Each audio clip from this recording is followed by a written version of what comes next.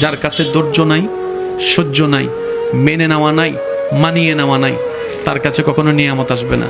এই ক্ষেত্রে আমাদের অনেকের মনের একটা চাপা প্রশ্ন থাকে, জানতে চাওয়া যে ধৈর্য তো অনেক ধরেছি, আর কত ধৈর্য ধরবো, সহ্য তো অনেক করেছি, আর কত সহ্য করব। হাজার দিকে উত্তর না গিয়ে একটা উত্তর দেওয়ার চেষ্টা করি, মাথায় এবং মনে বসিয়ে রাখবেন যদি ভালো লাগে। ধৈর্য ততক্ষণ ধরবো যতক্ষণ আমাদের রব খুশি না হয়। সুবহানাল্লাহ। যতক্ষণ রব খুশি না হবে ততক্ষণ ধৈর্য, ততদিন ধৈর্য, তত মাস ধৈর্য, তত বছর ধৈর্য। কারণ আল্লাহ তাআলা জানেন কখন নিয়ামত দিলে আমাদের জন্য ভালো হবে, এটা আল্লাহই ভালো জানে। ওই হুকুম আসা পর্যন্ত অপেক্ষা করতে হবে, এটার নামই ধৈর্য। কোনো হা হুতাশ করা যাবে, আফসোস করা যাবে? আল্লাহ দিল আলহামদুলিল্লাহ, না দিল আলহামদুলিল্লাহ। সুখ আপনাকে খুঁজতে হবে না, দেখবেন সুখ আপনার ঘরে নিজে থেকেই চলে আসবে। বলেন সুবহান।